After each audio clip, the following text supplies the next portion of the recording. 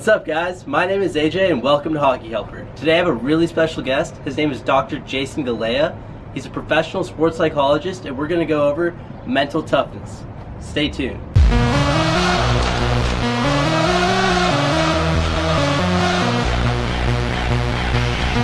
Jason, can you tell me a little bit about yourself and your hockey experience? I started playing hockey at the age of 4. I was skating when I was 3. I started in Canada. Nice. I grew up in a little city called Toronto, and I grew up playing in-house hockey, and before you know it, it turned into rep hockey, and before you know it, it turned into junior hockey, then collegiate hockey, and then it turned into a minor stint with semi-pro hockey. And for the last 13 years, I've been lucky enough to have the opportunity to work with kids and develop a small program in San Diego called the San Diego Saints, and now I'm passing on all the great stuff that I got out of hockey. That's awesome. Yeah. Well, let's jump right into it. So, what would you say mental toughness is, and what can kids do to actively develop their mental toughness? Well, mental toughness, I believe, is a characteristic that's put together with a lot of little characteristics. And when you add them all together, it turns into this great recipe for success. For the last couple of years, I've been working with a colleague of mine. He was my goalie partner in college. He too is a sports psychologist right now back in Toronto. And we developed our own little formula for mental toughness. And one of the things that we look for is some intricate characteristics such as motivation. What motivates you to be the best you possibly can be? Another characteristic we look at is that of resilience.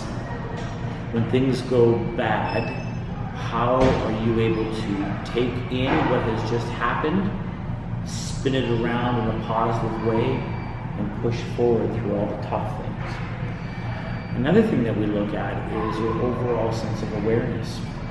How aware are you of what's going on around you? How aware are you of all the different things that are either helping you or maybe hindering you? And there's a couple other things that we add into that recipe for success as well. But one of the biggest things that we really look at in developing mental toughness is sitting down with each athlete individually and coming up with a list of things that you can control. And the mentally tough athlete is the one that's confident about being able to control that which he or she can control. A lot of people online have been mentioning that different positions don't need the mental toughness. Maybe like people have been saying that like a goalie needs to be very mentally aware and mentally tough, but then like a grinder, like someone on the fourth line, like a tough guy, he maybe doesn't need those types of like mental strength qualities because he lets his emotions get the better of him. What would you say to like that argument? Wow, I would maybe argue for both athletes. As a former goalie, I could come at this with a bias and say, yes, the poor goalie has all of the stress. It's not very difficult to look at the stress that a goalie goes through. It's the only position where if something goes wrong, you make a mistake, 17,000 people will let you know, plus a red light goes off to remind you that you've made a mistake.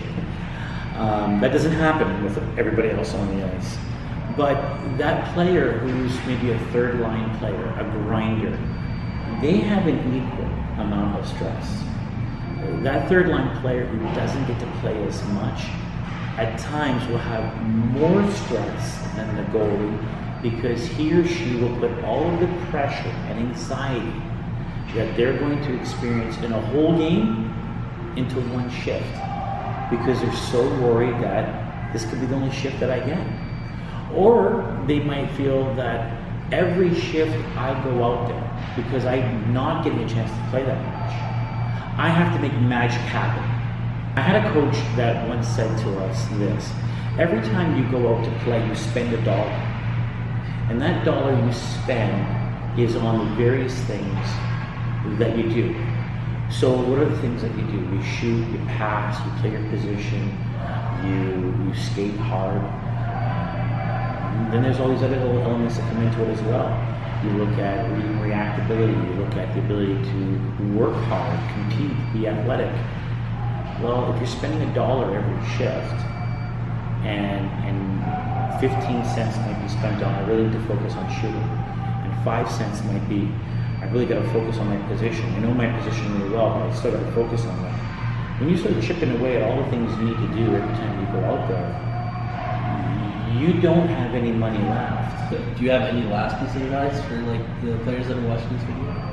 So I think one of the things that I would present to any athlete at any level, it doesn't matter if you're a beginner or if you're an accomplished player, I would say to you this: really, really focus on the fun element.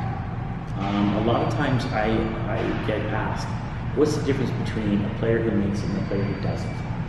The player who makes it tends to be a person who has skill, has ability. You can't deny the need for that.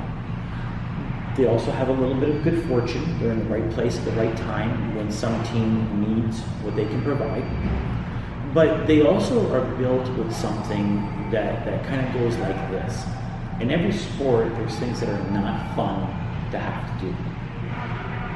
The elite pro makes those things fun. Be sure to comment below what you think about this video, and let me know what you guys do to keep mentally tough during the season. If you like this video, please give it a thumbs up, and feel free to subscribe to my YouTube channel to keep updated on my hockey interviews and hockey tips to help you guys master the game of hockey. Thanks for tuning in. You're awesome.